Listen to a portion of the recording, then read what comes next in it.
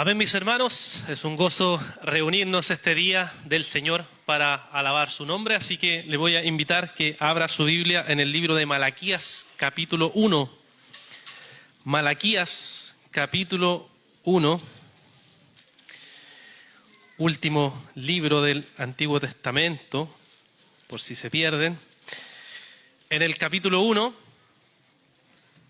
vamos a leer del versículo 6 en adelante. Malaquías capítulo 1, versículo 6 en adelante. Dice la palabra del Señor: El hijo honra a su padre y el siervo a su señor. Pues si yo soy su padre, ¿dónde está mi honor? Y si yo soy señor, ¿dónde está mi temor? Dice el Señor de los ejércitos a ustedes sacerdotes que desprecian mi nombre. Pero ustedes dicen: ¿en qué hemos despreciado tu nombre? En que ustedes ofrecen pan inmundo sobre mi altar, y ustedes preguntan: ¿en qué te hemos deshonrado? En que dicen: la mesa del Señor es despreciable, y cuando presentan un animal ciego para el sacrificio, ¿no es eso malo? Y cuando presentan el cojo y el enfermo, ¿no es eso malo?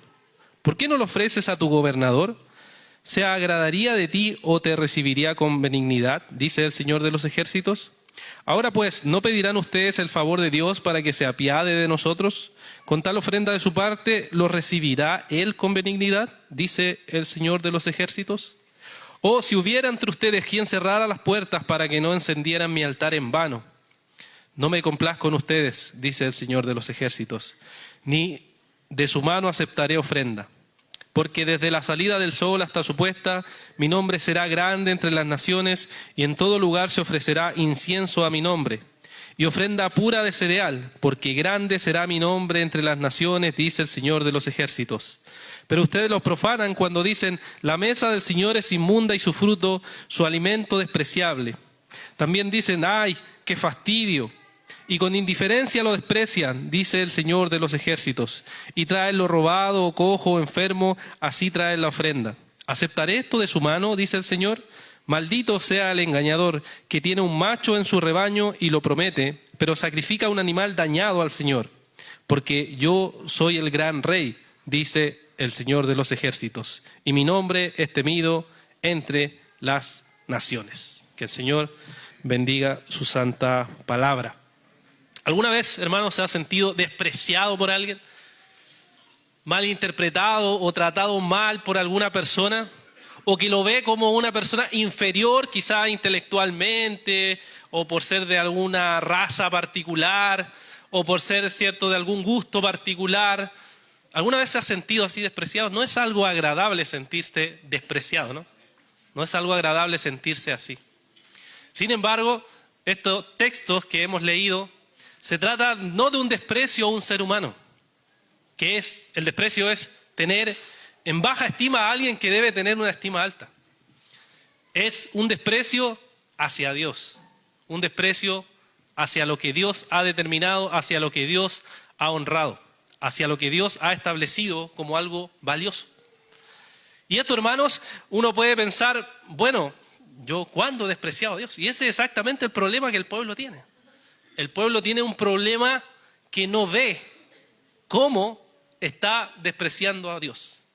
Que no ve cuándo está despreciando a Dios. ¿Cómo yo voy a estar despreciando a Dios? Soy un cristiano que llevo tantos años en el Evangelio. ¿Cómo yo voy a estar tomando en vano la palabra del Señor?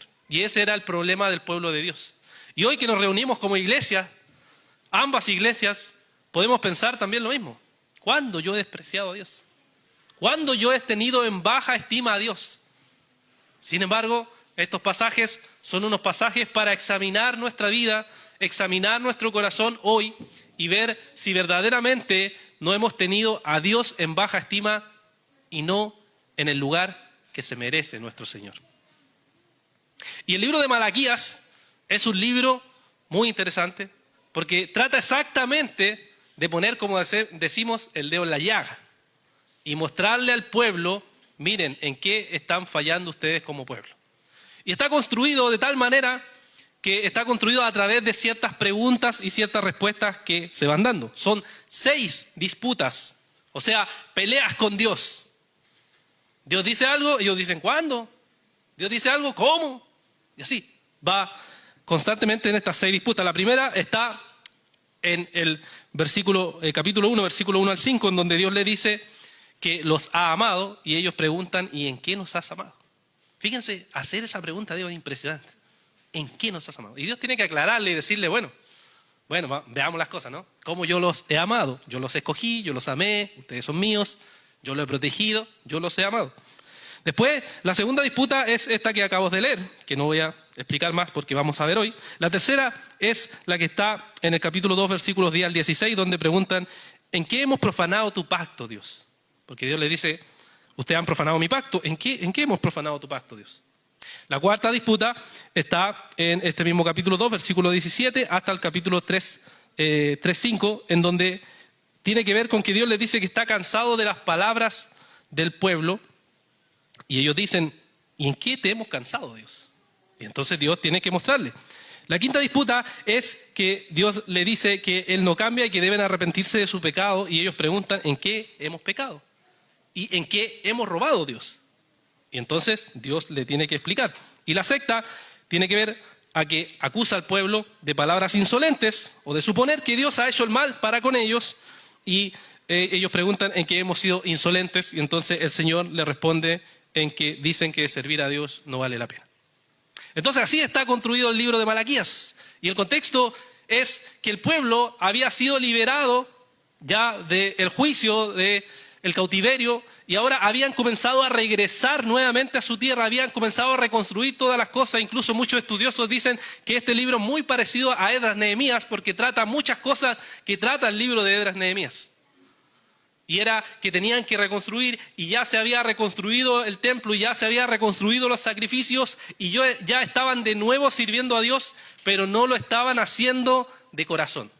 No estaban sirviendo a Dios con un corazón verdaderamente servicial y completamente entregado. Entonces, ¿qué es lo que nos va a ir mostrando en estos versículos hoy? ¿Cómo entonces se puede menospreciar a Dios? ¿Cómo se puede menospreciar lo que Dios ha hecho por uno? Como ya dijimos, la primera disputa está en los primeros versículos. Ahora, si nos movemos desde el verso 6 hasta el verso 14, nos vamos a encontrar entonces con el menosprecio a Dios. Verso 6 al verso 14 tenemos entonces el menosprecio a Dios. Y el profeta Malaquías nos va a apuntar en 4 cosas que podemos observar en estos versículos. Lo primero es en el verso 6 y 7, diciéndoles Dios que el hijo honra al padre y el siervo a su amo. ¿Cierto? Le está haciendo razonar y le dice, mira, aquellos que tienen padre buscan honrar a su padre, aquellos que tienen amo buscan honrar a su amo. ¿Y dónde está el honor de ustedes por mí? ¿Dónde está el temor de ustedes por mí? Y ahí, hipócritamente, o de forma ciega, el pueblo dice, oye, pero ¿y en qué te hemos despreciado, Dios? ¿En qué te hemos despreciado? Y Dios le empieza a decir en qué. Pero antes de ir directamente a lo que les dice, fíjense la ceguera del pueblo de pensar que no habían despreciado a Dios, de pensar que todo lo que estaban haciendo estaba correcto, que todo lo que estaban haciendo para Dios no había ningún problema. No importaba cómo sirvieran a Dios, ellos pensaban, está todo súper bien. Estamos súper bien sirviendo a Dios. Y podemos ver varias veces en el Antiguo Pacto cómo Dios confronta esta actitud del pueblo respecto a que ellos hacen las cosas, hacen los sacrificios, hacen el servicio a Dios, pero sin un corazón verdaderamente entregado a Dios.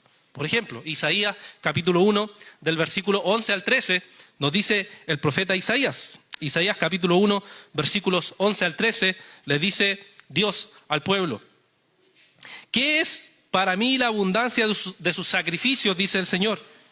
Cansado estoy de los holocaustos de carneros y de cebo ganado cebado. La sangre de novillos, de cordero y de machos cabríos no me complace. Cuando vienen a presentarse delante de mí, ¿quién demanda esto de ustedes, de que pisoteen mis atrios? No traigan más sus vanas ofrendas. El incienso me es abominación. Luna nueva y día de reposo, el convocar asamblea, no tolero iniquidad y asamblea solemne. O sea, no tolero sus fiestas porque ustedes no lo están haciendo de corazón. Lo están haciendo simplemente por hacerlo. Y eso se ve varias veces en el Antiguo Pacto. Cuando se hace el servicio a Dios con indiferencia, es una evidencia de que hay un menosprecio que puede ser incluso oculto a nuestros ojos, secreto a nuestros ojos, pero no lo es oculto para Dios, porque Dios lo ve todo. ¿Cuál es el mejor ejemplo? Fariseos y escribas, ¿no? Gente que servía a Dios, gente que estaba en la sinagoga siempre. Pero, ¿servía verdaderamente a Dios en su corazón? No. Y eso nos lleva, hermanos, a preguntarnos, ¿realmente estoy sirviendo a Dios de corazón? ¿Realmente estoy dedicado al Señor? ¿Realmente hay una disposición en mí a servir a Dios? ¿O es mera apariencia, es mero servicio, meras cosas externas y no un servicio verdaderamente a Dios? ¿Tienes tú esa misma actitud indiferente que tenía el pueblo de Dios? Y entonces en los versículos 8 y 9... va a comenzar a ejemplificar, va a empezar a decirles, miren, les voy a mostrar sus yayitas, les voy a mostrar dónde ustedes están fallando, les voy a mostrar a ustedes, oh sacerdotes, que eran aquellos que tenían que administrar las cosas sagradas, cómo ustedes se han alejado de lo que yo he determinado. Y eso mostrará el desprecio que hay a mí. Entonces les dice el Señor que era porque ellos estaban presentando sacrificios impuros e inmundos delante de la presencia de Dios, ¿ya? Para entender esto, obviamente hay que conocer la ley de Dios en el Antiguo Pacto. La ley de Dios en el Antiguo Pacto establecía que para ir a la presencia de Dios, los sacerdotes tenían que presentar animales y sacrificar animales. Esos animales tenían que ser sacrificados y entregados como Dios había determinado que sean. O sea, tenían que ser animales sin ninguna mancha e imperfección, sin ningún defecto. Debían presentarse delante de Dios. ¿Dónde dice eso? Vean conmigo Levítico capítulo 22. Hay varios versículos, pero nos limitamos a uno. Levítico capítulo 22, versículos 20 al 25.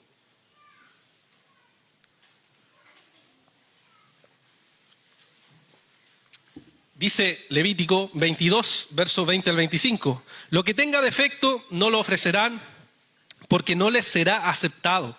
Cuando alguien ofrezca sacrificio de ofrenda de paz al Señor para cumplir un voto especial o como ofrenda voluntaria del ganado o del rebaño, tiene que ser sin defecto para ser aceptado. No habrá imperfección en él. Los que estén ciegos, quebrados, mutilados, con llagas purulentas, sarna o roña, no la ofrecerán al Señor, ni harán de ellos una ofrenda encendida sobre el altar al Señor. En cuanto al buey o carnero, que ellos tengan un miembro deformado o atrofiado, podrán presentarlo como ofrenda voluntaria, pero por voto no será aceptado. También cualquier animal con sus testículos magullados, aplastados, rasgados o cortados, no lo ofrecerán al Señor ni lo sacrificarán en su tierra. Tampoco aceptarán tales animales de mano de un extranjero para ofrenda como alimento para su Dios, porque su corrupción está en ellos, tienen defecto y no les serán aceptados. ¿Cuál es el mandato? Digamos bastante claro. Cuando yo vaya a presentar un animal, ese animal no tenía que tener ningún defecto, ninguna imperfección. Debía ser o entregarse lo mejor para el Señor. ¿Ok? Entonces, ¿qué les dice? Que ustedes están haciendo lo contrario. Ustedes están presentando animales cojos, animales enfermos, animales ciegos. Ustedes están presentando lo de más baja categoría. Así que Dios le dice en el versículo 8, el profeta le dice, ¿cierto? ¿Por qué no presentan eso a su gobernador? Fíjese el ejemplo que le pone. En el mundo antiguo, cuando yo quería tener el respeto de un gobernador, de una autoridad, yo le llevaba un regalito. Y el regalito generalmente era un bonito animalito, así como un caballito, ¿cierto? Bien bueno, de pura sangre, digamos. Se llevaba y se entregaba al gobernador. Y Dios le dice, si ustedes hacen eso con un gobernador, con una persona importante, ¿por qué no entregan esos mismos animales ciegos, cojos y enfermos a esa persona? A ver cómo les va a ir. Eso le está diciendo. A ver, entréguenle esa ofrenda a una autoridad, a ver cómo les va a ir. ¿Les va a ir bien? ¿La van a aceptar? ¿La van a aplaudir? Muy bien, excelente. No, lo van a echar y quizás hasta lo maten. Porque es algo inmundo, es una vergüenza, es una burla lo que ustedes están haciendo, dice. Entonces, ¿por qué no lo presentan así? Porque sería obviamente menosprecio, obviamente. Y el profeta le dice, cierto, en el verso 9, de forma irónica, ¿cómo esperan entonces que Dios se apiade de ustedes? ¿Cómo esperan que Dios responda si ustedes traen esos sacrificios delante de Dios? Si traen eso tan vago, tan básico, tan malo, tan inmundo, ¿cómo esperan que Dios les escuche así? Eso es lo que les dice el profeta al pueblo de Dios. Ahora, aunque estas palabras son dirigidas a los sacerdotes, ¿cierto? Sacerdotes, a ellos se dirige. Serían aplicadas directamente, por ejemplo, a un pastor, digamos, a un anciano hoy. ¿Cómo está presentando el sacrificio delante de Dios? ¿Qué sacrificio está presentando delante de Dios? Sin embargo, el nuevo pacto nos dice también, y que fue una de las bases de la teología reformada, que todos somos sacerdotes delante de Dios. Todos somos sacerdotes. Y todos nos acercamos delante de Dios para presentarnos ante Él y para presentar nuestras ofrendas. ¿Cuáles son nuestras ofrendas? Si ya Cristo fue la ofrenda perfecta. Pablo nos dice en Romanos capítulo 12, versículo 1 lo siguiente. Romanos capítulo 12, versículo 1 nos dice: por tanto, hermanos, les ruego por las misericordias de Dios que presenten sus cuerpos como sacrificio vivo, santo, aceptable a Dios, que es culto racional, el culto racional de ustedes. O sea, ustedes se presentan delante de Dios como un sacrificio. Ve el lenguaje ahí, me imagino, ¿no? Son un sacrificio vivo, ustedes mismos, delante de Dios, se presentan ante el Señor. Ahora, nuevamente recuerde que los sacrificios que tenían que presentarse eran perfectos. Y eso en el mundo antiguo, ¿sabe qué significaba? Valioso. Un buen animal, algo valioso, algo caro, algo de lo mejor, se entregaba a Dios. Y ahora nosotros, siendo sacerdotes, nos debemos entregar por entero a Dios. Porque Él se sacrificó por nosotros, como consecuencia nosotros nos entregamos por entero a Dios. Y eso, hermanos, ¿a qué les lleva a pensar? A cosas muy prácticas. Por ejemplo, siempre me encuentro con hermanos que dicen lo siguiente: pastor, me cuesta orar y me cuesta leer la Biblia. ¿Ya? Es que yo crecí en una casa que no leían y quizás no eran cristianos. ¿Ya? ¿Qué quiere decir con eso, hermano? Aquí, ¿cuál es el punto? Entonces la conclusión del hermano sería, es que entonces no puedo leer ni no puedo orar la Biblia. No puedo leer ni puedo orar porque me ha costado toda la vida. ¿Está bien la conclusión? No. Si es una descripción del asunto, de acuerdo, hermano. Fue difícil tu contexto, pero tienes que sacrificarte. Esa es la respuesta. Tienes que presentarte como un sacrificio delante de Dios. Tienes que esforzarte, tienes que negarte, tienes que morir. Tienes que entregarte a Dios y eso te va a costar. Eso es entregar lo mejor. Eso es entregarte como sacrificio a Dios. Y no simplemente conformarte y decir, bueno, es que yo crecí así, bueno, es que me cuesta hacer esto. Sí, hermano, cuesta. Y eso es el Evangelio, costo. Cristo murió en la cruz por ti. Y ahora tú, como consecuencia de que Cristo haya muerto por ti, entonces tú te entregas por entero a Dios. Eso es sacrificio. Eso es olor fragante a Dios. No simplemente, bueno, es que, pucha, pastor, no puedo leer. Pucha, no puedo orar, pastor. Pucha, qué lamentable. No, pues, hermano. No, si usted es alguien que ha sido transformado por Dios, entonces se entrega por entero al Señor. O piense, por ejemplo, en la familia. Los que estamos casados. Siempre hay algo que nos van a decir, otra vez hiciste eso, ¿ya? Para los dos lados. Es que me cuesta, mi amor. Me cuesta. ¿Y cuál sería la respuesta? Ay, quédate así, no te preocupes, ya, te cuesta. ¿Estaría bien? No, pues, hermano. Tiene que esforzarse, tiene que negarse, tiene que sacrificarse. Es que me cuesta hacer culto familiar, pastor. Bueno, esfuércese el doble entonces, pues, hermano.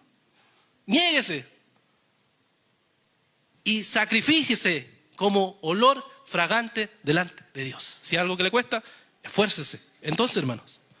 O hay hermanos, ¿cierto?, que dicen, hermanos, que, pastor, me cuesta ser responsable como miembro de la iglesia. Ok, hermano. ¿Le cuesta? Bien. Entiendo. Veamos cómo podemos ayudarlo, pero no puede simplemente quedarse así. O cuando uno empieza a tener hijos se da cuenta que cuesta venir al culto con hijos, ¿no? Tengo 3, así que saben, cuesta. Pero, ¿qué hay que hacer? Esforzarse, pues, hermano. Negarse, sacrificarse. para venir y cumplir lo que Dios nos ha demandado. No simplemente conformarse. Eso no es sacrificio a Dios. Eso es conformarse al mundo. Eso es conformarse a lo que el mundo ha establecido. Y no vivir en sacrificio entregado completamente a Dios.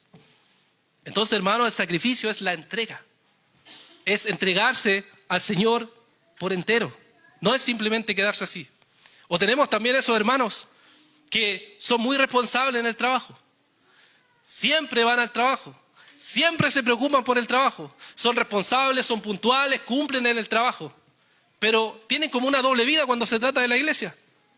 Pareciera que no le importa llegar tarde, no le importa si cumplir o no cumplir, no le importa si estar o no estar, no le importa.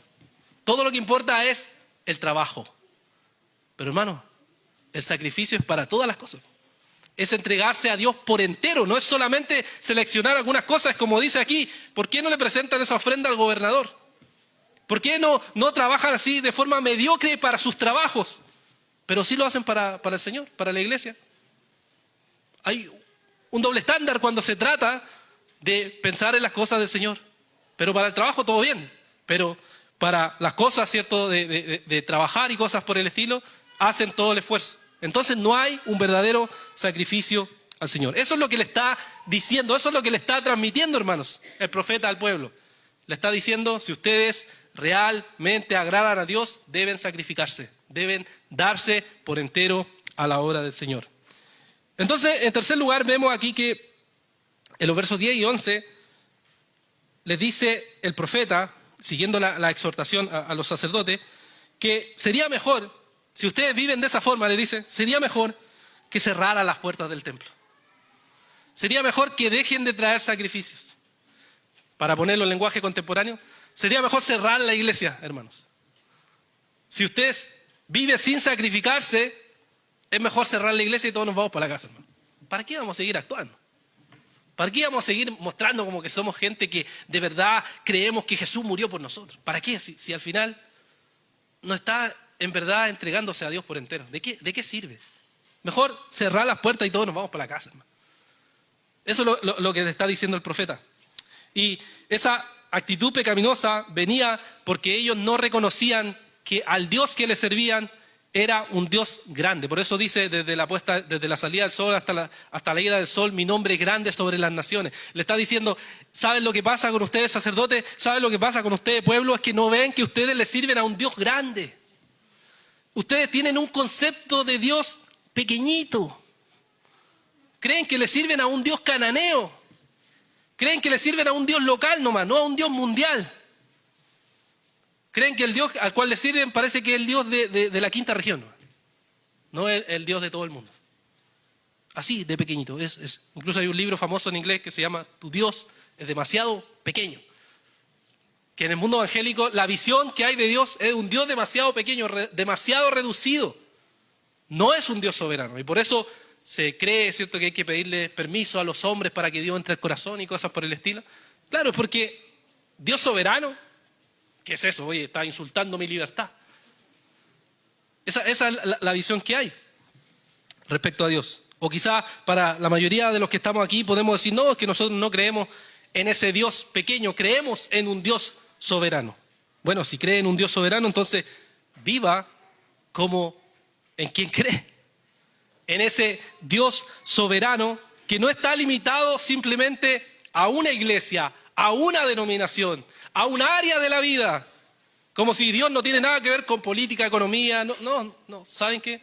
Los cristianos solamente estamos aquí en la iglesia y vivimos aquí el domingo y nada más. Pero eso de economía, no. Dios, ¿qué va a tener que decir de eso? ¿De política? No nos metamos en política, ¿cómo se te ocurre? Bueno, ya viene la elección, así que va a empezar las campañas. No nos metamos en esas cosas. Pero ese es el Dios de la Biblia. Yo veo al Dios de la Biblia hablando con reyes, mandando autoridad, metiéndose en economía. Dios es Dios soberano, hace lo que Él quiere y se mete en las áreas que quiere. ¿O sabe cuál es la que hay hoy en día? La visión que hay hoy en día son esos cristianos que dicen, bueno, yo soy parte de una iglesia, yo creo en el Dios que dice la Biblia, pero en mi vida no se metan. En mi vida, hasta ahí no va, pastor. Está bien, pero hasta ahí no se meta en mi vida. ¿Qué? Si la Biblia manda a que aquellos que son parte del pueblo de Dios, aquellos que han sido llamados por Dios a dirigir al pueblo de Dios, se meten en sus vidas, hermano. Eso es pastorear. Involucrarse en la vida de cada uno de los hermanos y ayudarles a ver qué cosas están fallando, qué cosas necesitan crecer en el Señor. Entonces, esa es la visión que tenían el pueblo. Una visión de un Dios demasiado, demasiado pequeño. Y en el verso 12 al 14, después de mostrarle esta exhortación y de ir recordándole algunas cosas que ya le había dicho, les dice que otra de las actitudes pecaminosas que ellos tenían era la motivación pecaminosa. Hay una frase que dice, ¡ay, qué fastidio! ¡Qué fastidioso! ¿Qué cosa? ¡Qué fastidio esto de ir y presentar sacrificios otra vez, una vez tras otra! ¡Qué fastidioso hacer todo esto! ¿Eso qué quiere decir? Que los sacerdotes tenían una motivación pecaminosa. Los sacerdotes no estaban motivados por el amor a Dios, sino que estaban motivados por otras cosas. Y eso los convertían en alguien que tenían un corazón pecaminoso, como dice Jesús en Mateo 7:15, cuídense de los falsos profetas que vienen a ustedes con vestidos de ovejas, pero por dentro ¿qué son? Lobos rapaces. Advierte, hay gente que aparentemente quiere hacerle bien, pero en verdad es falso. Entonces, ¿qué pasaba? Los sacerdotes, y aquí un poco del contexto, habían salido del cautiverio y estaban ahora sirviendo a Dios y ellos esperaban que llegaran las bendiciones de Deuteronomio capítulo 28. Oye, tenemos que prosperar, dice la palabra. Donde piso en mis pies son mías. Ah, esas sí las conoce, ¿eh? ¡Decreto! ¿Ya? Todas esas las conocemos, ¿no? Algo así es lo que el pueblo decía. Oye, yo tengo que tomar esto, son míos estas cosas. Pero no veían su vida, era un desastre. El sacerdocio era un desastre. La inmoralidad, el pecado era un desastre, todo. Y no se daban cuenta de lo que estaban viviendo. Entonces, no estaba su corazón centrado en Dios, sino que estaba centrado en las cosas o las bendiciones que pudieran tener de Dios. Esa era la idea que había en ellos. Un corazón pecaminoso que tenían los sacerdotes para servir a Dios. Y eso, hermanos, debe examinar incluso el día de hoy, hermanos. Piense cómo ha sido su disposición en este día de venir a este culto unido. ¿Fue un voy a gozarme con los hermanos o fue un pucha, qué lata el viaje? ¿Fue un uy, qué alegría estar aquí con los hermanos? Pucha, no, hay que ir a escuchar al pastor Daniel. ¿Fue un preparémonos para adorar al Señor o fue pucha, otra vez hay que arreglar las cosas? ¿Cuál fue la actitud, hermano, cuando viene a adorar a Dios? Día del Señor, día para Dios, alegrémonos y gocémonos en el Señor. O es, otra vez, y hay taco.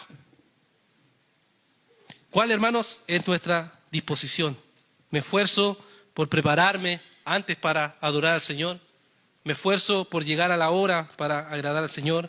¿Tengo una disposición reverente, gozosa para adorar al Señor? ¿Cuál es mi disposición para servir en la iglesia local? ¿Hay una disposición de corazón de las actividades que hay en cada una de las iglesias para servir al Señor? ¿Hay una disposición o hay un que fastidio otra vez? ¿Tengo que hacer esto? ¿Cuál es, hermano, la actitud que hay en nuestro corazón? Ese es el pecado que tenían los sacerdotes y ese es el pecado que muchas veces nosotros mismos tenemos, hermano. Un pecado de indiferencia a las cosas de Dios, de motivaciones pecaminosas a las cosas del Señor. Y por eso el pueblo estaba menospreciando a Dios. Estaba menospreciando las cosas santas del Señor. ¿Qué es lo que sucede entonces después? Desde el verso 1 del capítulo 2 vemos las consecuencias del menosprecio de Dios. Malaquías 2, verso 1 al 9, las consecuencias del menosprecio a Dios o de Dios. Después entonces que Malaquías les dice a ellos que han menospreciado a Dios, poniéndole estos ejemplos, ahora en este versículo 1 al 9 va a advertirles al pueblo cuáles son las consecuencias de menospreciar al Señor. Y aquí primero vemos que dice el profeta del verso 1 al verso 3 que ellos van a ser maldecidos.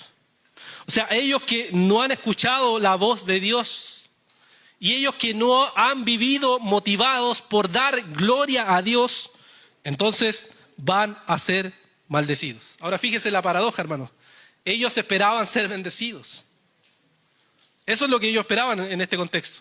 Querían las bendiciones de Deuteronomio 28. Y estaban recibiendo lo contrario. ¿Por qué?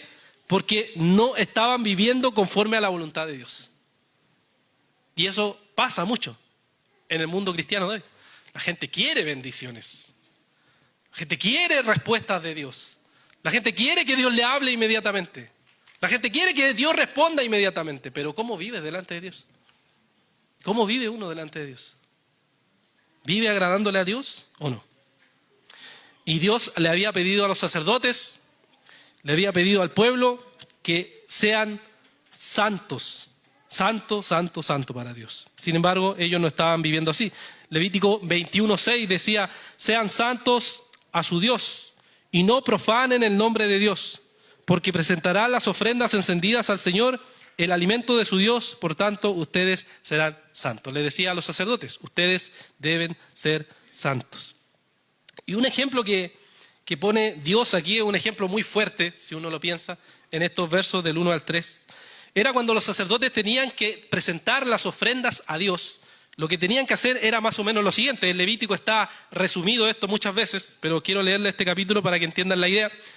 En Levítico 4, versículo 11 al 12, hay un resumen de cómo se presentaba la ofrenda por el pecado. Dice Levítico 4, verso 11 al 12. Pero la piel del novillo y toda su carne, con su cabeza, sus patas, sus entrañas y su estiércol, es decir, todo el resto del novillo, lo llevará a un lugar limpio, fuera del campamento, donde se echarán las cenizas y lo quemará el fuego sobre la leña. Donde se echen las cenizas, lo quemará. O sea, se presentaban ciertas cosas a Dios y, digamos, la basura, el estiércol, se tiraba afuera y se quemaba, ¿cierto? Pero Dios le dice aquí, ustedes están tan mal, ustedes están viviendo tan contrariamente a la ley de Dios, que dice, yo voy a tomar su estiércol, esa basura, y se los voy a refregar en la cara. Así les dice. Les dice, esa basura se las voy a tirar en su rostro. Y van a ver. Y así, con eso, van a estar ustedes viviendo. ¿Por qué? Porque no han vivido conforme a la voluntad de Dios. O sea, ustedes van a oler a estiércol. Por decir una palabra suave, ¿no? Así van a estar. Si ustedes no viven conforme a la palabra de Dios. Hermano, y ahí hay que preguntarse, ¿se ha convertido mi vida cristiana en eso? ¿Se han convertido nuestros cultos en eso? ¿Se ha convertido mi vida espiritual en eso? ¿Se ha convertido mi disposición a servir a Dios en eso? En vez de ser olor fragante a Dios, ser un olor a estiércol delante de Dios. ¿Estoy viviendo de esa manera? ¿Hay reverencia a Dios? ¿Hay temor a Dios? ¿O no hay ninguna de esas cosas? Y desde el verso 4 hasta el verso 8, entonces lo que hace el profeta Malaquías es recordarle el pacto a los sacerdotes. Les dice que Dios había hecho un pacto con ellos y esperaba que ese pacto ellos los cumplieran conforme a la voluntad del Señor. Números capítulo 18, versículo 8, le había dicho a los sacerdotes lo siguiente. Números capítulo 18, versículo 8. Entonces el Señor habló a Aarón: yo te he dado el cuidado de mis ofrendas, todas las cosas consagradas a los israelitas, te las he dado a ti como porción y a tus hijos como provisión perpetua.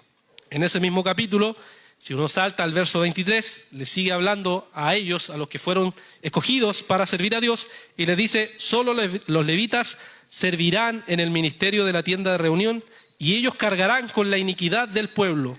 Será estatuto perpetuo por todas las generaciones de ustedes, entre los israelitas no tendrán heredad. O sea, se le había entregado a ellos, a los sacerdotes, la responsabilidad de ser un pueblo santo y de presentar ofrendas santas a Dios, y además se esperaba de los sacerdotes que ellos enseñaran la palabra de Dios al pueblo. Se esperaba que ellos fueran y vivieran primero como gente santa, presentando sacrificios santos a Dios. Por eso dice que deberían reverenciar y tener temor al nombre de Dios. Era lo esperable, ¿no? De gente que decía servir a Dios. Pero también en los versos 6 y 7 nos dice que se esperaba de los sacerdotes la verdadera instrucción y la sabiduría del Señor en su boca. Esto quiere decir que se esperaba que los sacerdotes fueran personas que enseñaran la palabra de Dios y fueran ejemplares con la palabra de Dios. Sin embargo, usa la palabra ahí que nos dice que ellos se han convertido en tropezadero. Tropezadero para el pueblo. En vez de ser de edificación, se han convertido en tropiezo para el pueblo. Qué lamentable, hermanos. Sacerdotes que en vez de ser ejemplo, son ahora tropezaderos. Y Pablo dice esto mismo con mucha tristeza, me imagino, en su corazón, en Romanos capítulo 2, donde él está describiendo a los judíos y su actitud al vivir delante de Dios.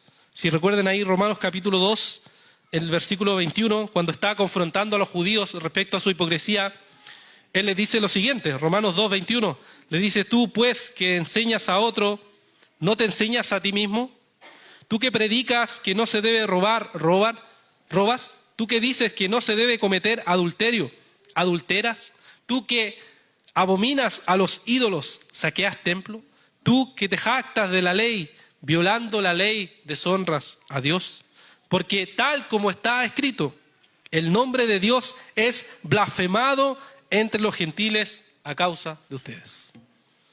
O sea, a causa del pueblo que no está viviendo conforme a la voluntad de Dios, el nombre de Dios es blasfemado y ellos se convierten en tropezaderos.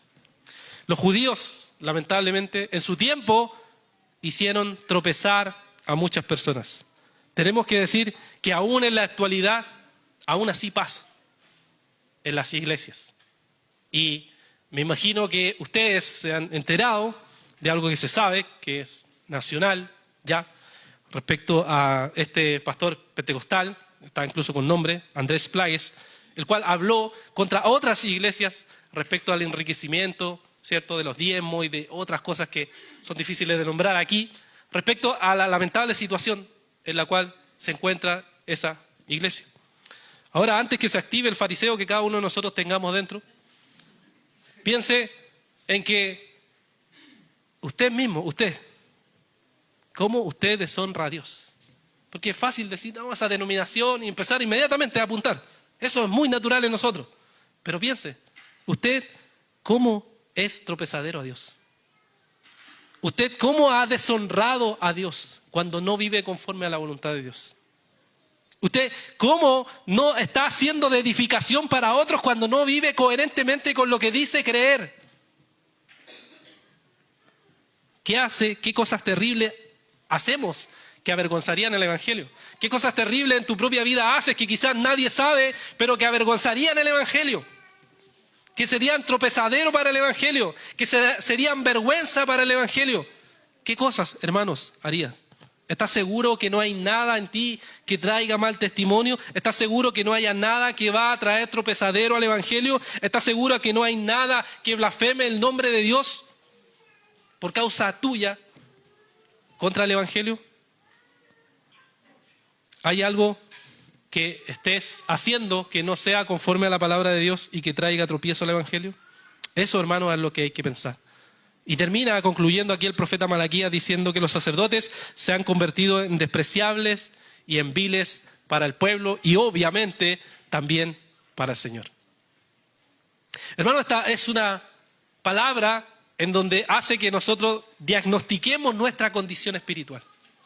Cómo nosotros estamos viviendo delante de Dios y cómo nosotros estamos menospreciando el nombre de Dios. Pero hermano, esto no queda sin esperanza. Si usted no está viviendo como la palabra de Dios dice, si usted no está honrando a Dios en este mismo momento y usted como sacerdote no ha vivido conforme a la palabra del Señor, hay un sumo sacerdote más grande.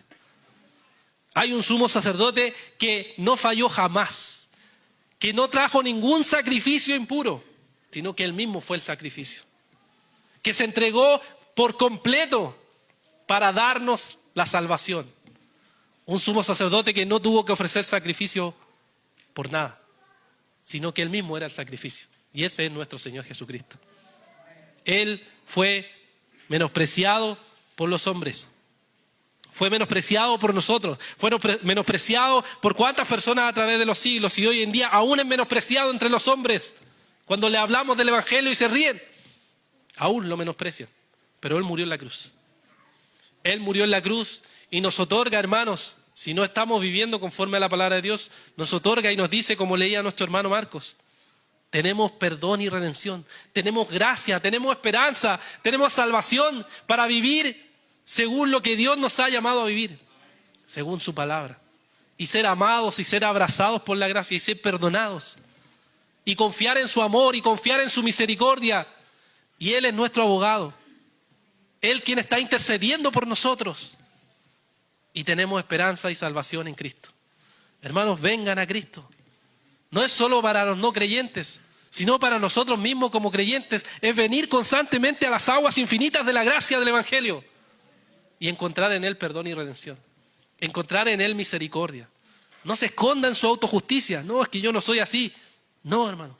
Renuncie a su justicia y entréguese a la justicia de Cristo. Y entréguese al sacrificio perfecto de nuestro Señor Jesucristo. Oremos. Padre, gracias te damos, Señor, por este día bueno que tú nos has dado de reunirnos como iglesia delante de tu presencia, Señor. Padre, sabemos que todos hemos menospreciado tu nombre. No hemos vivido conforme a tu palabra, Señor. No hemos pensado, Señor, realmente cómo estamos viviendo delante de ti, Señor. Pero hoy queremos examinar nuestro corazón y preguntarnos, ¿estamos sacrificándonos de forma completa para tu obra? Ayúdanos, Señor, a examinar nuestro corazón, que tu Espíritu Santo redarguya de pecado a cada uno de nosotros y nos ayude a encontrar confianza y esperanza en tu Evangelio. Gracias, Dios, por lo que tú hiciste en la cruz. Te alabamos por tu gran bondad y tu gran misericordia. Y pedimos todas estas cosas en el nombre de Jesús. Amén.